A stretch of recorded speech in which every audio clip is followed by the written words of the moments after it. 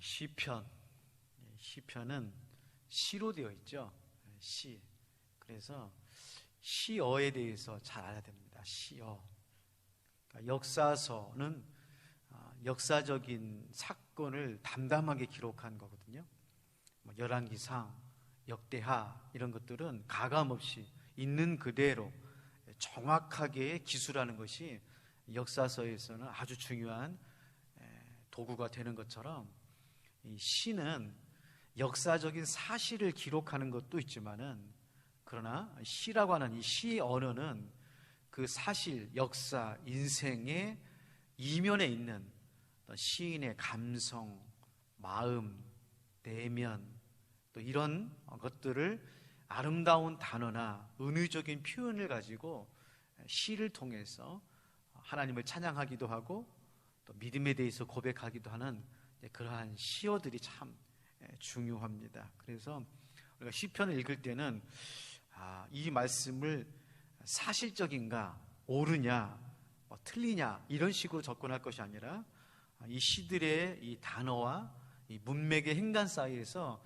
이 시인의 마음은 어땠을까, 또 하나님께서 이 시인을 어떻게 인도하시고 만지시고 계시는가, 이렇게 좀 어떻게 보면 감정적인 부분, 감성적인 부분에 대해서 들어가서 그것을 실마리를 풀어서 이 시편에 나오는 하나님 말씀을 통해 하나님께서 우리에게 전하고 싶은 메시지가 있습니다. 우리에게 전하고 싶은 그 말씀들을 찾아가는 것이 대단히 중요하다라고 하는 것이죠. 그래서 여러분, 이 시편을 읽을 때는 여러분 마음속에 있는 하나님께서 담아놓으신 아주 좋은 마음들이 있습니다.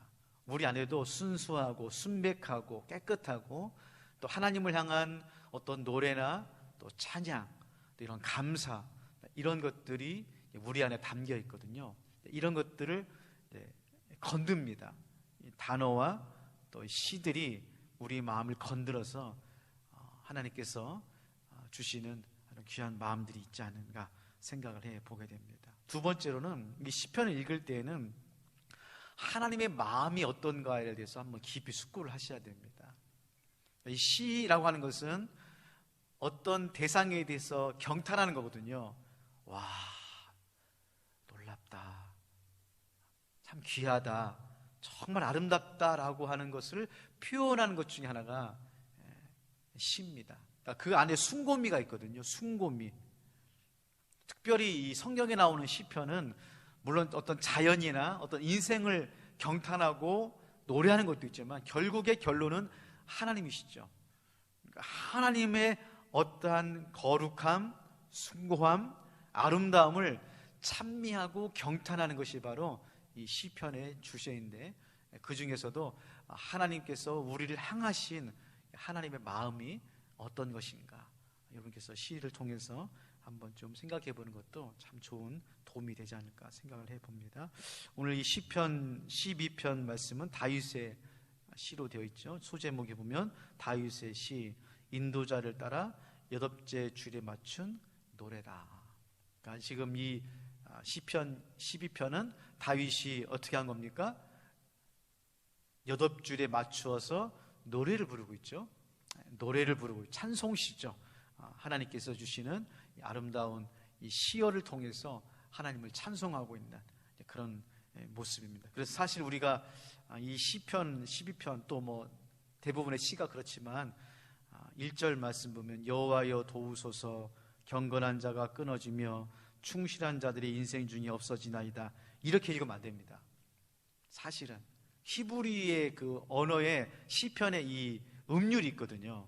이 음률대로 이제 우리가 노래를 부르듯이 흥얼거리면서 이 시를 읽어야 되는데, 우리 한국 사람들은 점잖하기 때문에 그렇게 읽을 수는 없고, 그런 마음으로 여러분께서 시편을 읽으면 참 또 다른 맛이 있습니다. 자, 오늘 1절 말씀에 보면 다윗이, 시인이 이렇게 시작하죠. 여호와여 도우소서, 여호와여 도우소서. 이 다윗은 그의 인생의 결론으로 도우시는 하나님을 노래하고 있습니다. 내가 아무리 인생에서 정말 아름답게 귀하게 믿음으로 살아간다 하더라도 나를 도우시는 분은 하나님밖에 없구나. 그 그 어떤 인간도, 어떤 사람도 나를 도와줄 사람은 아무도 없구나. 이 탄원시 같은 형식이죠. 하나님, 나를 도우소서. 나와 함께하여 주시옵소서. 이렇게 지금 다윗이 하나님 앞에 호소하고 있는 것을 우리들에게 보여주고 있습니다. 이거는 다윗의 인생을 아는 사람들은 왜 이 말이 나왔는지를 알 수가 있겠죠.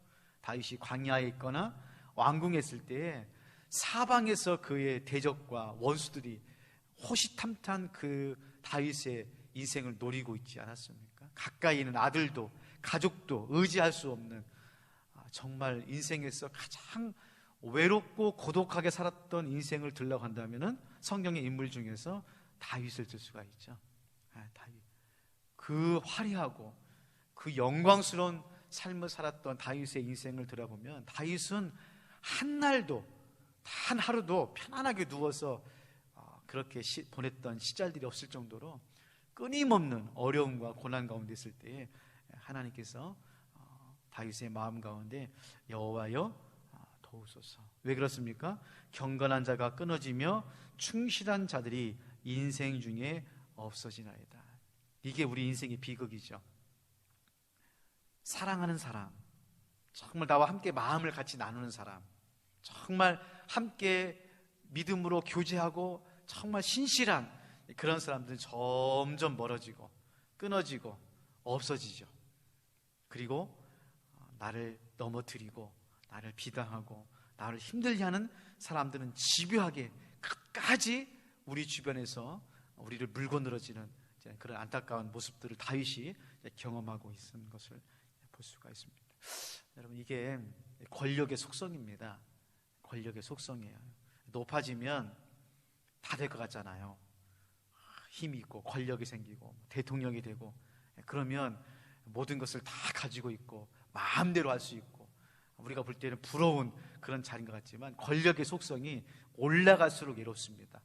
올라갈수록 계속 올라갈수록 결국에는 홀로죠. 우리가 직장 생활할 때도 사원으로 있을 때, 과장으로 있을 때 물론 일이 힘들고 과중한 업무가 있지만 그때는 그래도 동료가 있고 함께 팀이 있고 그런 것들이 있어서 이렇게 같이 이렇게 속된 말로 술자리도 하고 마음도 터놓고 할 수 있는 그런 동료들이 있지만, 올라갑니다. 부장으로 올라가고 이사로 올라가고 사장이 되고 회장이 되면 어떻습니까? 아무도 모르죠, 그 마음을. 직장에서 회장의 마음, 사장의 마음을 알아준 사람 한 사람도 없습니다. 왜? 그 자리에 안 올라가 봤기 때문에 아무도 모르는 거예요. 그리고 그 자리는 욕먹는 자리입니다. 아무리 잘해줘도 밑에 있는 사람들은 항상 욕하죠. 탓하고 힘들고 어려운. 그래서 이 정상에 있을 때가 가장 외롭죠. 다윗이 정상까지 올라가지 않았습니까? 왕까지 올라가 보니까 다 된 것 같아요? 아니죠. 그때부터 더 어려운 큰 환난과 시험이 있으면서 결국 다윗이 모든 정직한 사람, 경건한 사람, 충신들, 이런 사람들은 다 사라지고 어디다가 마음을 둘 데가 없는 거예요. 어느 놈이 배신할지 모르잖아요. 결국에 믿었던 누구까지 배신합니까? 요압도 배신하고 자기 아들 압살롬까지 배신하고. 그게 바로 참 인생이고 또 권력이고 또 믿음인 것 같습니다. 여러분, 믿음 생활하면 어떻게 됩니까? 외롭죠. 외로워요. 영적으로 외롭습니다. 우리가 아무리 이 믿음에게 착하게 붙어 있어도, 신앙생활 한다 하더라도 참 외로워요. 같이 믿는 사람들도 외롭습니다. 여러분, 부부가 이렇게 믿음 생활, 교회 생활 같이 해도요, 좀 표현이 좀 이상하지만 믿음이 조금 더 성숙하고 믿음이 조금 더 이렇게 있는 분들은 이게 안 받쳐주면은요, 참 이것도 어렵습니다. 또 남편과 좀 아내와 좀 이렇게 영적인 거 좀 신령하고 믿음에 대한 이야기를 하고 나누려고 그러는데 못 받아들이거든요. 믿음이 연약하면은 못 받아들이. 그러면 이게 영적으로 굉장히 공고합니다. 그래서 이제 교회 와서 이제 누군가를 찾죠. 자기 영적인 이런 마음들, 이런 신앙적인 것들을 좀 같이 나누고 싶은데, 여러분 기도하셔야 됩니다. 기도하셔야 돼요. 여러분 교회 생활할 때 어떤 분들은 그래요. 나는 하나님만 보고, 나는 뭐 친구 필요 없고 나는 뭐 하나님만 보고 다니는. 글쎄요, 물론 그렇게 신앙생활 하실 수도 있겠지만은 제가 경험할 때는 그렇게 안 되거든요. 사람은 이 교제권이 있어야 됩니다. 자기 마음과 믿음의 수준과 상태를 표현하고 나눠야 되거든요. 그래서 여러분 꼭 믿음의 동역자들, 친구는 3명 이상 있어야 됩니다. 영적으로 교제할 수 있는 3명은 있어야 돼요. 그래야 여러분이 신앙생활 때 외롭지 않습니다. 외롭지 않아요. 2절 말씀 보세요. 그들이 이웃에게 각기 거짓말을 말하며 아첨하는 입술과 두 마음으로 말하는도다. 이야, 주변에 누구만 있는 거예요. 거짓말하고 아첨하고. 이게 참 힘들죠. 뻔히 알면서 관계를 맺어야 되는 거예요. 이게 인간관계가 그렇습니다. 지금 인간관계를 우리가 몰라서 어리숙해서 지금 그 사람을 만나고 있는 게 아니에요. 다 뻔히 알죠. 거짓말하고 아첨하고 뒤에서 험담하고 비난하고 끌어내리고 하는 거 다 알지만은, 뻔히 알지만 약속 대련이죠. 약속 대련이에요. 만나서는 그렇게 막 직장 생활할 때 왜 직장 생활 해야 되니까 뻔히 이 A라고 하는 사람이 뒤에 가서 내가 나를 어떻게 말하고 있는지 다 알거든요. 다 돌아와서 듣잖아요. 그래도 어떻게 합니까? 직장 생활 해야 되는데, 같이 관계를 맺어야 되는데. 그리고요, 두 마음으로 말한다. 이야, 얼마나 표현이 참 기가 막힙니까? 두 마음. 사람들이 이렇게 무섭습니다. 두 마음이 있어요. 두 마음. 항상 사람은 두 마음이 있어요. 두 마음. 그래서 어떤 사람을 대할 때, 어떤 관계를 맺을 때, 어떤 신앙생활하고 인생 여정을 가를 때, 여러분 우리 마음 가운데 항상 두 마음 있다고 하는 것을 꼭 기억하셔야 돼요. 나에게도 있습니다. 나에게도 정말 사랑스럽고 아름답고 숭고하고 고결하고 정말 믿음으로 살려고 몸부림치는 그런 마음이 있는가 하면, 한쪽 마음은 어둡고 힘들고 우울하고 막 좀 처지고 또 막 원망하고 불평나고 짜증내는 그런 마음들이 어쩔 수 없이 있는 거예요. 어쩔 수 없이.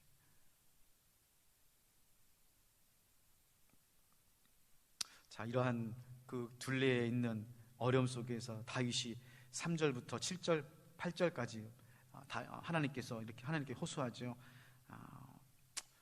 5절만 읽겠습니다. 5절만. 여호와의 말씀에 가련한 자들의 눌림과 궁핍한 자들의 탄식으로 말미암아 내가 이제 일어나 그를 그가 원하는 안전한 지대에 두리라 하시도다. 하나님께 간구하는 거죠. 하나님, 내가 보니 경건한 자, 충실한 자, 정말 다 함께하는 신실한 자들은 다 끊어져 버리고 없어져 버리고, 또 내 주변에는 거짓말하고 아첨하고 두 마음으로 나를 힘들게 하는 그런 사람들이 참 많이 있는데, 하나님 혀를 끊어내 주시옵소서. 하나님께서 입술을 주관하여 주시옵소서. 그렇게 말하면서 5절에 하나님께서 안전한 지대로 저를 인도하여 주시옵소서. 여러분 인생에서 가장 안전한 곳은 하나님밖에 없습니다. 하나님밖에 없어요. 우리가 오늘 또 이렇게 교회 나와서 어려움 중에 기도하고 하나님께 나아가는 이유는 한 가지입니다. 하나님, 코로나로 어렵고 재정적으로 어렵고 관계적으로 어렵고 또 믿음이 흔들리는 이런 상황 속에서도 내가 어디 사람에게 의탁할 때도 없고 세상에 기댈 곳도 없고 바라기는 하나님, 오직 하나님 안에서만 안전한 지대입니다. 하나님께서 저를 붙잡아 주시옵소서.